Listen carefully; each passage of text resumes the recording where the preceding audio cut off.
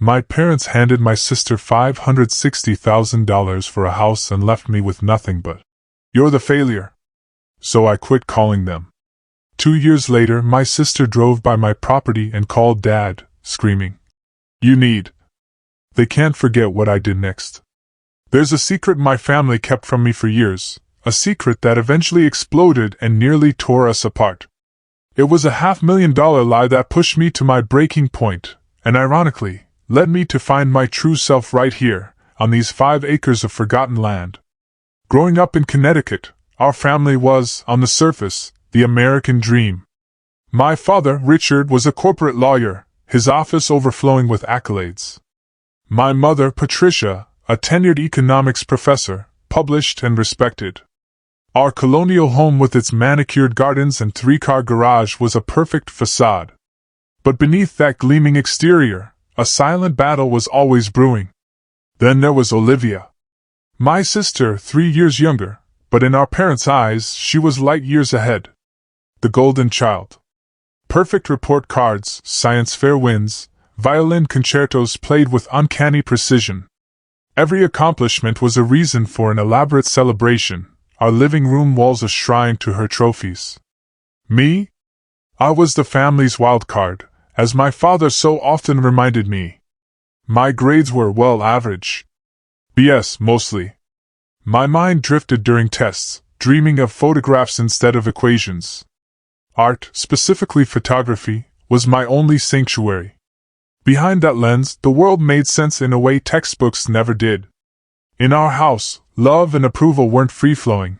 They were currencies earned through relentless achievement. Dinner wasn't family time. It was Olivia's nightly stage, a showcase of her latest triumphs. Meanwhile, I just pushed food around my plate, bracing myself for the inevitable questions about my grades, my future. I still remember when Olivia won the state debate championship in 10th grade. We all went to Disney World. A week-long celebration. My junior year, I had my first photography exhibit at the local community center.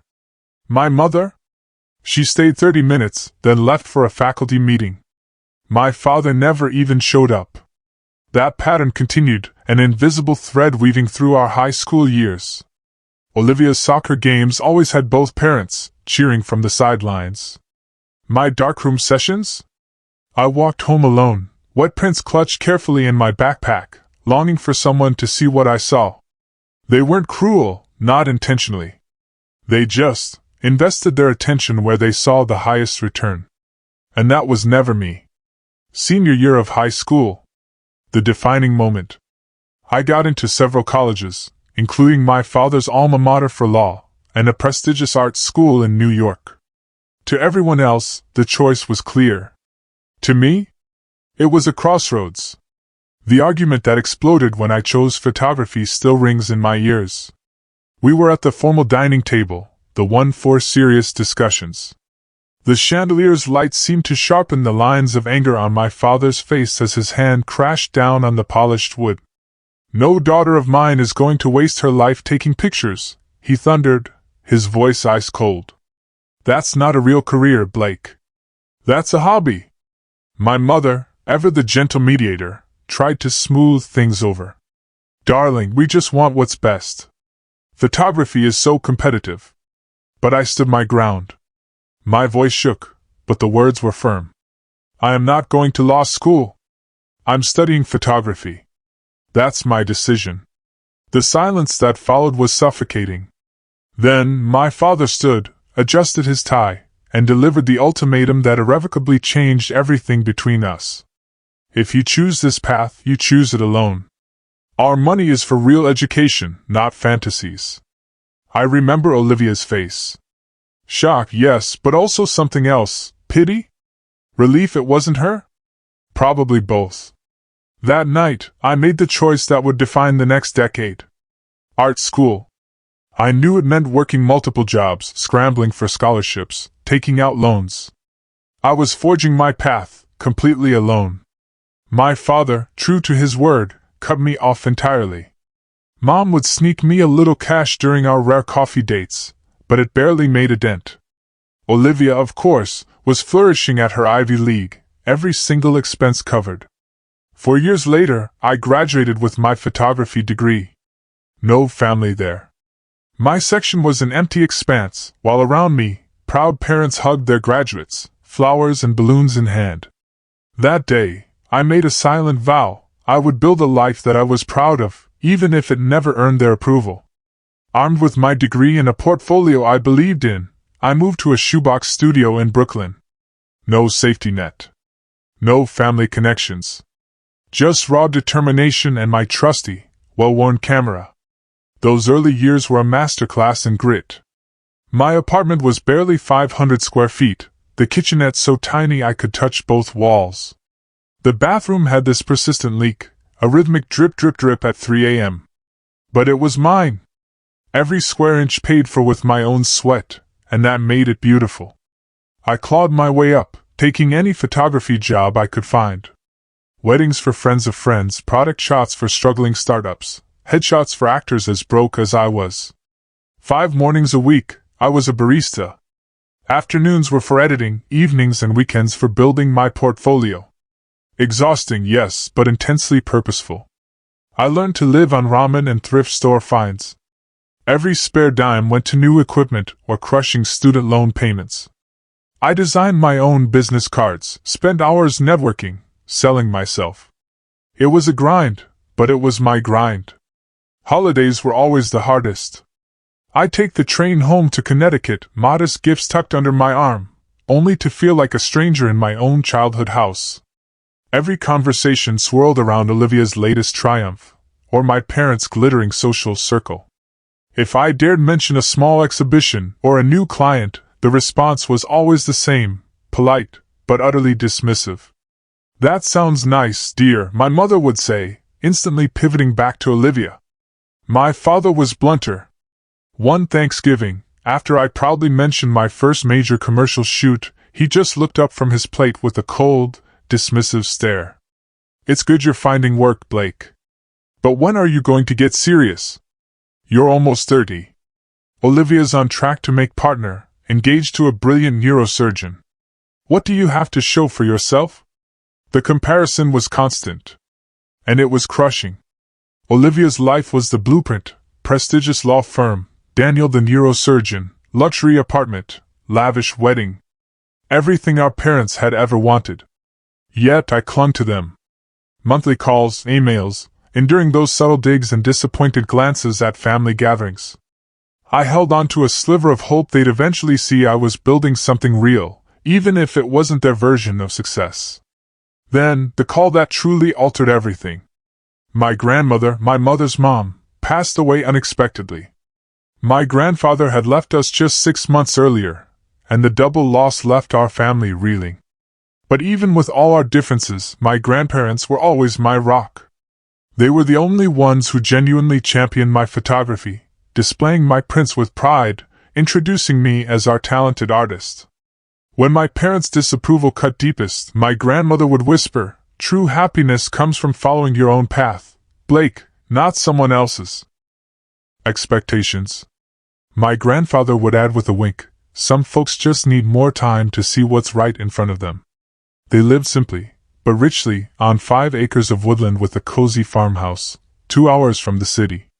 It was my childhood sanctuary, where I could breathe, truly be myself.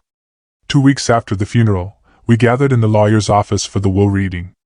A somber affair, thick with unspoken tension.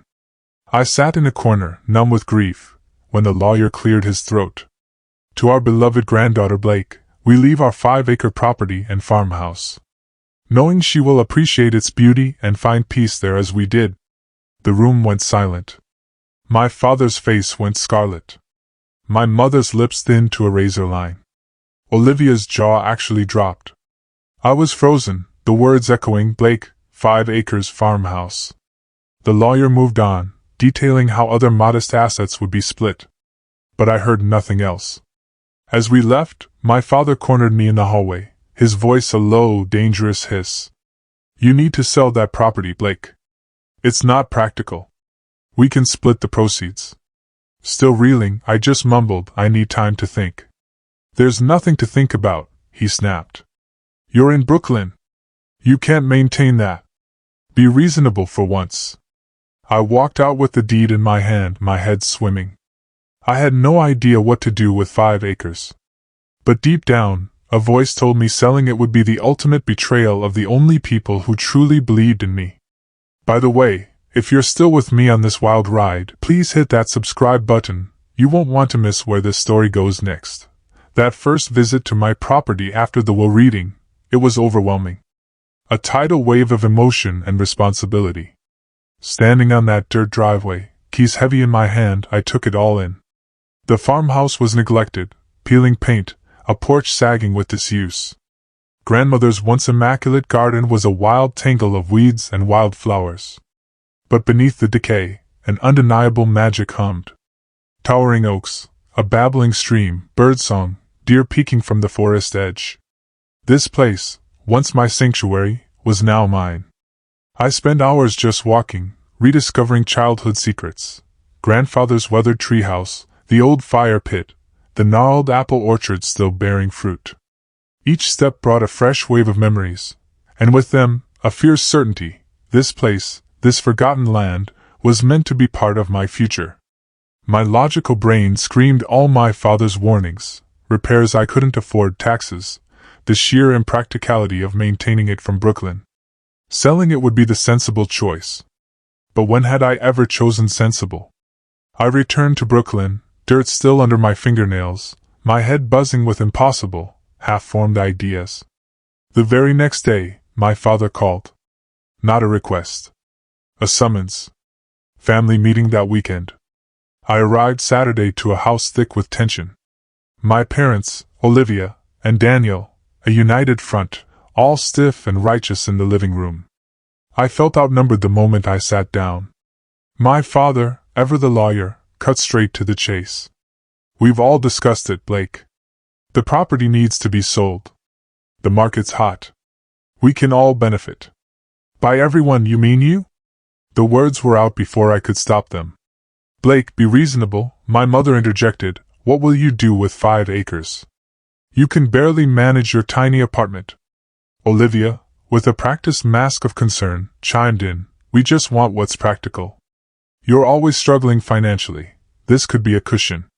I knew where this was going. And what would my share be? My father cleared his throat. Well, since your grandparents already gave you the bulk of their estate, the property itself, it's only fair the proceeds are divided among the rest of us. The injustice of it hit me like a physical punch. So, I get nothing. I sell my inheritance, and just hand you the money? You need to think about what's best for the family, he insisted, his lawyer voice taking over. This is about being practical. No, I shot back, a lifetime of frustration boiling over. This is about control. This is about you not being able to accept that I might have something valuable you can't dictate. The argument exploded. Harsh words, words you can never unsay. Then, a moment I'll never forget. My father rose, pointed a furious finger at me, his face contorted.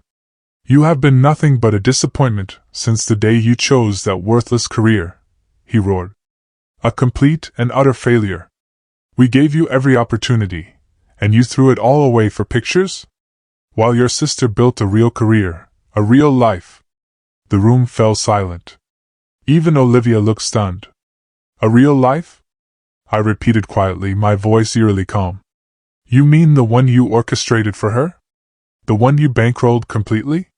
Daniel shifted uncomfortably. Olivia wouldn't meet my eyes. What does that mean? My mother asked, her voice suddenly laced with caution. It means I know about the house, I said, looking directly at Olivia. The $560,000 house you got as a wedding present, while I was working 3 jobs just to make rent. The secret, carefully guarded, shattered the silence. My parents had bought them a luxury townhouse, fully renovated, designer everything. $500,000 of support, freely given, while they cut me off for daring to pursue my passion. That was different, my father blustered.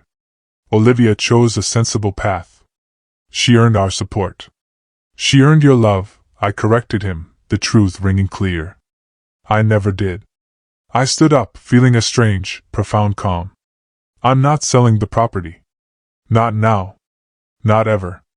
It's the one thing in my life that came without conditions, without judgment. I'm keeping it. You're making a mistake, Blake, he warned.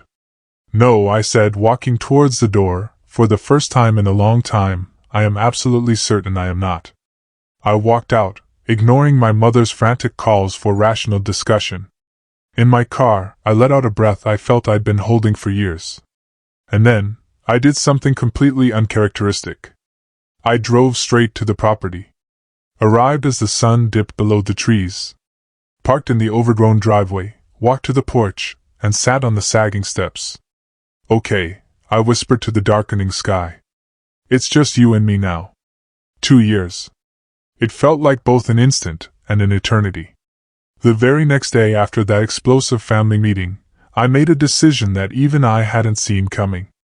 I gave notice on my Brooklyn apartment, shoved most of my life into storage, and moved into that dilapidated farmhouse. Just me, my camera, and the barest essentials. Those first few months? Brutal. The house was a wreck. Repairs were overwhelming and expensive.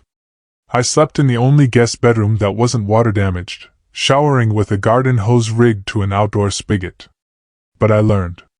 YouTube became my university, patching roofs, replacing rotten wood, fixing crumbling plaster. And my career? It transformed as dramatically as my living situation. My urban photography business was over, so I pivoted. My new subject was right in my backyard. I started documenting everything: the farmhouse restoration, the changing seasons, the wildlife, clearing overgrown paths, uncovering lost garden beds. At first, it was just for my own sanity, sharing little glimpses on social media.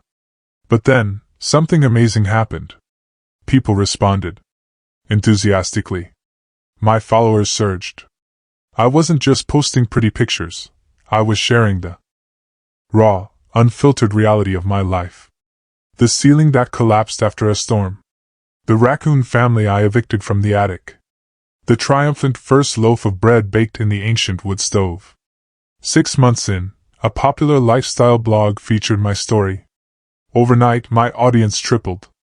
A sustainable living magazine commissioned a photo essay. Suddenly, I had a small but steady income. With careful budgeting and growing recognition, I started transforming the property into my vision. The barn became a photography studio.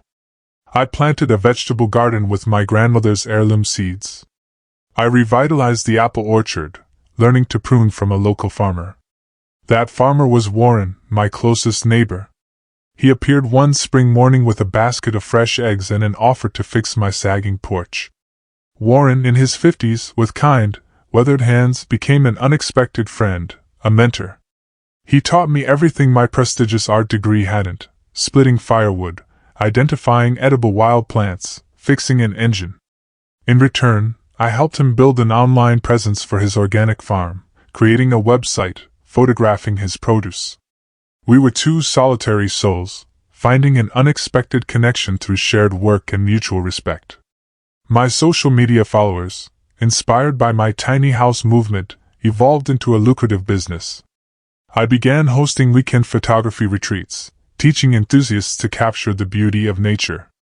The farmhouse, with Warren's help and skills I never knew I possessed, became a rustic guest house. I built 2 tiny cabins deeper in the woods, each designed to blend seamlessly with the environment. The irony was so rich. The worthless career my parents had dismissed was now supporting me completely. The property they insisted I couldn't maintain had become my home, my livelihood. My own terms. My relationship with my family remained distant, but it no longer consumed me. Christmas cards, polite texts, declining invitations. The constant ache of their disapproval had dulled to a faint throb, surfacing only occasionally. I found genuine peace. Mornings in the garden. Days in the studio. Evenings on the rebuilt porch, watching fireflies dance. I made friends here, people who knew me as Blake, the photographer, not Blake, the disappointment. One crisp fall afternoon, as I was photographing the stream's vibrant foliage, I heard the crunch of tires. Visitors were common now, workshop participants, clients. But rounding the corner, I froze. A sleek black SUV. And standing next to it, gaping at my renovated farmhouse, was Olivia. She looked exactly the same, and yet completely different. Designer clothes, perfect hair, all familiar. But her expression, something new. Something vulnerable. When she saw me, camera in hand, her eyes widened. "Blake, is that really you?" I just nodded, acutely aware of my work boots and faded flannel. "What are you doing here, Olivia?" She gestured vaguely. "Client meeting, took the back road. I almost didn't recognize this place." She paused, genuinely flustered. You live here now? You actually fixed it up." "I do, and I did," I replied simply. She shook her head in disbelief. "I had no idea." "No one did. Dad said you were probably just sitting on it, waiting to get desperate enough to sell." The mention of him reignited old frustrations. "Why are you really here, Olivia?" My guard went up. She looked away, then back, and that vulnerable expression solidified. "Did you know this whole area is being developed? Luxury homes, a resort company bought 3 farms already." I nodded slowly. I'd heard rumors. Warren had mentioned it. "Blake, your land could be worth $2 million now. Maybe more." She wasn't asking. She was stating a fact. "Is that why you stopped by? To discuss property values?" Her composure cracked. "We talked about it. The whole family. Dad thought if I came, you might listen to me about selling." The revelation stung, but far less than it would have 2 years ago. "I see. And what commission would you get for convincing me?" Olivia flinched, as if I'd slapped her. Then, to my utter shock, her eyes welled up. "You know what? You're right. I came with an agenda. But standing here, seeing what you've built..." She gestured around. "I can see why you'd never sell this." Her admission caught me off guard. I truly looked at her. Beneath the designer facade, dark circles shadowed her eyes. Her perfectly manicured hands trembled slightly. "Are you okay?" The question escaped before I could stop it. She laughed, a brittle, humorless sound. "Am I okay? Let's see. My marriage is falling apart. Daniel works a 100-hour week, and we have nothing in common but debt. My job is slowly killing me. That ridiculous house Mom and Dad bought us. It has a $30,000 roof leak. But I can never admit any of it, because I'm the successful one, right? The one who did everything right." I was speechless. This wasn't the confident, perfect Olivia I'd envied and resented. "I should go," she said abruptly, wiping her eyes. "I have a meeting." She got back into her SUV, but before closing the door, she looked at me again. An expression I couldn't quite decipher. "You know what the worst part is? You look happy, Blake. Actually happy." Then, her phone was out, her voice rising in urgency as she pulled away. "Dad, you will not believe what Blake has done with that property. We need to." Her words faded as the SUV disappeared, leaving me standing alone, camera still in hand, a strange sense of unease and a storm brewing on the horizon. Olivia's unexpected visit left me deeply unsettled. For days I glanced towards the driveway, half expecting the entire family to descend. But a week turned into 2 with no further contact, and I slowly began to relax, burying myself in my work as winter approached. I was winterizing the beehives Warren had helped me install when I heard it again, Olivia's SUV. But this time, it pulled up next to a sleek rental car. Olivia emerged, looking even more polished, armored in designer clothing. From the rental car stepped Daniel, her husband, clearly uncomfortable in expensive casual wear. They stood awkwardly, waiting. Then, the glint of my parents' luxury sedan. My stomach clenched. My father, with that grim courtroom determination etched on his face, and my mother, anxious, stepped out. "What is this? A family reunion?" I forced a lightness into my voice, despite the anxiety churning inside me. "We need to talk, Blake," my father declared, skipping any greeting whatsoever. Before I could respond, Warren's pickup rumbled up, stopping behind their expensive lineup. He gave me a solid nod as he got out, a silent message of support that warmed me. I invited Warren to join us, I announced, gesturing to my neighbor. Any discussion about this land affects him, too. My father scowled but said nothing. Shall we go inside? I led them into my home. The stunned looks on their faces as they entered the renovated farmhouse? Almost worth the tension. The sagging floors were now a warm, golden glow. Crumbling plaster replaced with sustainable, earth-toned walls. The kitchen, once a nightmare, now featured reclaimed wood countertops and modern, energy-efficient appliances, all harmonizing with the original vintage charm. You did all this yourself? My mother breathed, running a hand over the oak countertop Warren had crafted. With help, I acknowledged, nodding at Warren. We settled in the living room, my parents, Olivia, and Daniel on the sofa eyed reupholstered, Warren and I opposite them. The autumn forest, ablaze in crimson and gold, framed the windows. This is quite rustic, my father said, clearly straining for a criticism. Thank you, I replied simply. Now, what is this about? He cleared his throat, slipping into full lawyer mode. As Olivia may have mentioned, this area is rapidly developing. The Ridgeline Resort Group has bought several surrounding properties, planning a major luxury development. Golf courses, spas, high-end homes, the works. I nodded. I'm aware. They're offering extraordinary prices, he continued, well above market value. Your 5 acres are particularly valuable because of the stream and elevation. They're very interested. And how do you know that? I asked, though I already suspected. Daniel spoke for the first time. I have a patient on their board. When he heard about our connection, he asked if we could facilitate an introduction. I see. I looked at each of them. So, you all came here today to convince me to sell. To discuss the possibility, my mother gently corrected. This could be a wonderful opportunity for all of us. All of us, I repeated, a bitter taste in my mouth. So, you're still expecting a share of my inheritance? My father shifted, clearly uncomfortable. Blake, be reasonable. This land has appreciated enormously, through no effort of your own. It would be fair to distribute the windfall among the family. No effort? I gestured around the transformed space. I poured 2 years of sweat, every penny I had, into this place. I built a business here. I built a life here. Taking pictures isn't a real business, my father dismissed. Actually, Warren interjected, his quiet voice cutting through my father's dismissive tone. Blake runs one of the most successful businesses in the county now. Her photography retreats bring visitors from all over. They support our local economy. My father looked at Warren as if seeing him for the first time.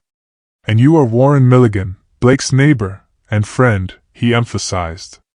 Olivia, surprisingly silent until now, spoke up. Blake, no one's trying to take anything. But this could solve problems for everyone. You could buy a better property, somewhere more convenient. We could all benefit. What problems would it solve for you, Olivia? I asked point blank. She glanced at Daniel. That's not relevant. I think it is. You said your marriage was struggling. You mentioned debt. Is this about money? Daniel's face flushed crimson. That's private. Not if you're here asking me to sell my home to solve your problems. I countered. My mother looked utterly shocked. Olivia, what is Blake talking about? The perfect facade Olivia had maintained for so long finally, completely shattered. The house is underwater, Mom, she choked out, the mortgage, the renovations, the lifestyle we thought we were supposed to have. Daniel's medical school debt, my student loans, we're drowning. But your careers, your salaries. My father sputtered. Go to keeping up appearances, Daniel said quietly. The cars, the clothes, the vacations, the social obligations you insist we attend, the country club membership you gifted us that we can barely afford. The revelation hung in the air like a toxic cloud. My perfect sister, her successful husband, they were living a lie, trapped in a gilded cage of expectations. I had no idea, my mother whispered, devastated. Of course you didn't! Olivia cried, her voice laced with bitterness. We never talk about real things in this family. Just achievements and appearances. I looked at Olivia with new eyes, seeing not the golden child, but someone as suffocated by our parents' expectations as I had been. The difference? I had escaped. She was still caged. I'm not selling the land, I said, gently but firmly. Not to solve financial problems, not to make developers richer, not for any reason. This is my home. You're being selfish, my father accused, but his voice lacked its usual steel. No, I replied, meeting his gaze. For the first time in my life, I am being true to myself. And I think that scares you more than anything. Warren cleared his throat. If I might make a suggestion, Blake's property isn't just valuable for development. It's valuable as it is. The photography business is thriving. The organic garden feeds local restaurants. The cabins bring sustainable tourism without disrupting character. What's your point? My father snapped, impatient. My point, Warren said, unflustered, is that Blake has created something worth preserving. Something that benefits more than one family or one corporation. Something sustainable. A rush of gratitude washed over me. Warren had perfectly articulated what I'd felt but couldn't express. Olivia looked at me then, with an expression I'd never seen before. Respect. I think I understand now, she said.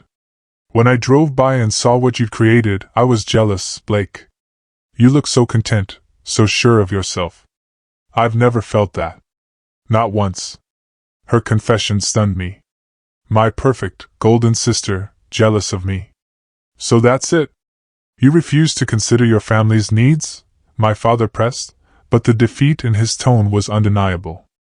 I have considered them, I assured him. But I've also considered my own needs. The needs of this land. And the needs of this community. The answer is still no. As the tense conversation continued, Warren quietly slipped out. He returned a few minutes later with a basket, fresh eggs, late-season vegetables, a jar of honey from my hives. Maybe you folks would like to take these back with you, he offered my parents. Everything grown right here on Blake's property. Some of the best produce in the county. That simple gesture shattered the remaining tension. My mother accepted the basket with genuine thanks. My father, stiffening his jacket, a gesture I knew so well, said we should go. Long drive. As they gathered their things, Olivia lingered. When we were alone in the kitchen, she turned to me. I never understood why you walked away from everything they offered, she said softly. Now I think, maybe you were the smart one all along. It was never about smart, I replied. It was about being authentic. Finding my own definition of success. She nodded slowly. I need to find mine. I think you can, I told her. You know, it's never too late to change direction. Even with all their expectations, all the investment they've made in you becoming who they wanted you to be. Especially then, I added, take it from someone who disappointed them thoroughly. The world doesn't end. You just begin again. She hugged me then. An awkward, yet profoundly genuine embrace. I'll call you, she promised. I watched from the porch as they drove away, Warren standing silently beside me. When the last car disappeared, he turned to me, a small smile playing on his lips. Quite a family you have there. They are, I agreed. For better or worse. You stood your ground, he observed. Not many would have, with that much pressure. I looked out over my land, the life I built from nothing but grit and faith. Some things, I whispered, are worth fighting for.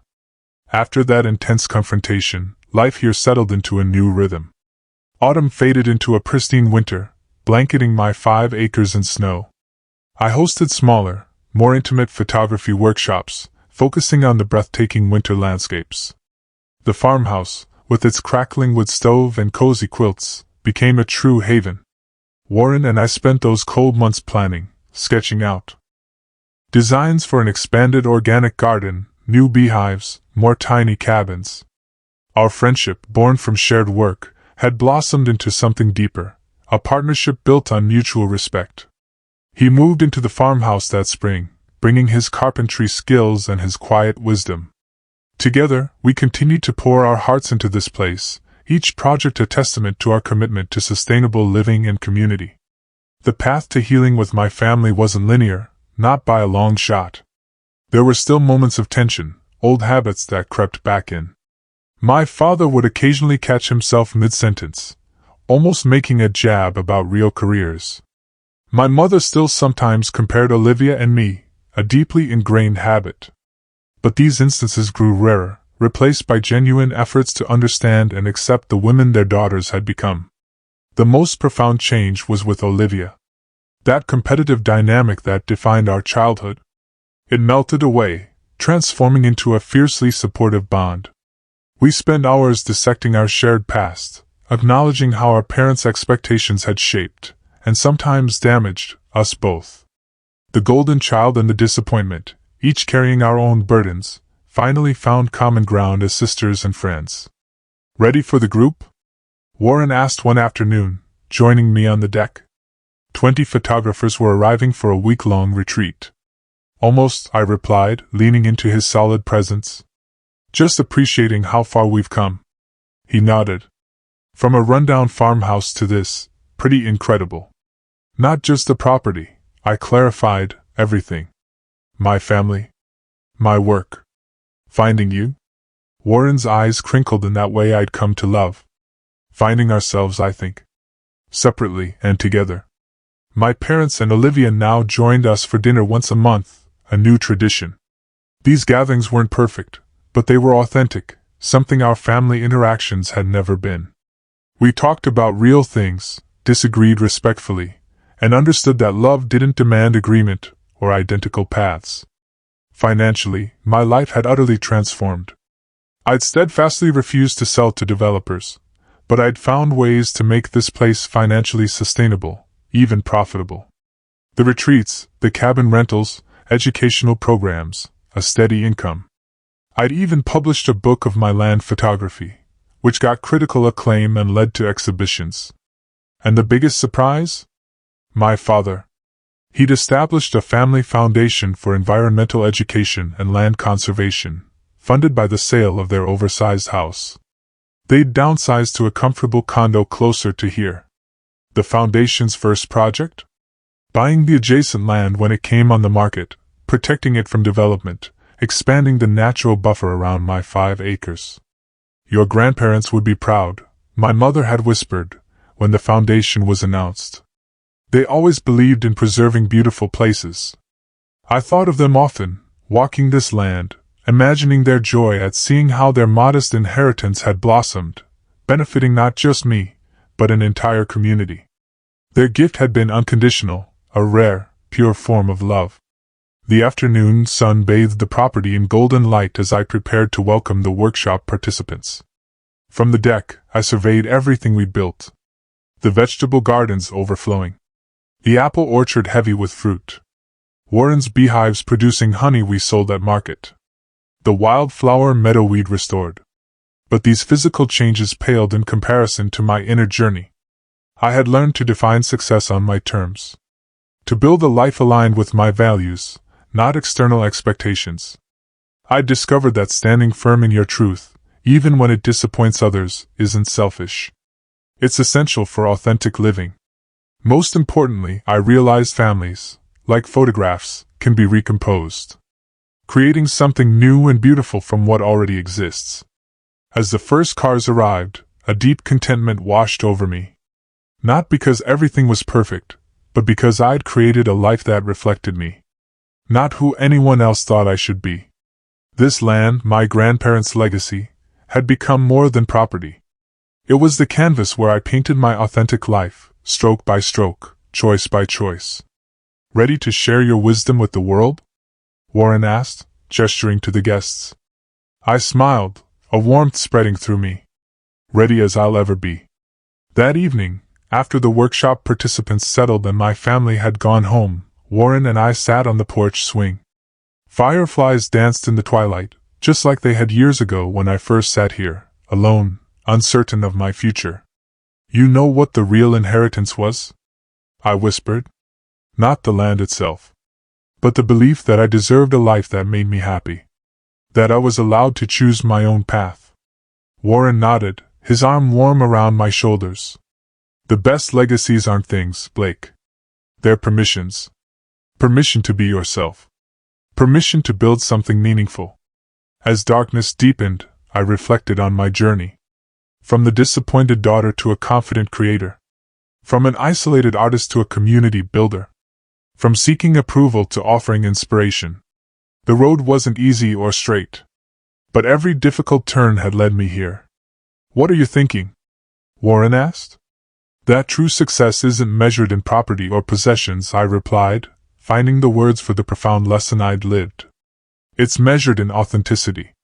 In the courage to build a life true to yourself, even when others don't understand. In creating space where others feel free to do the same.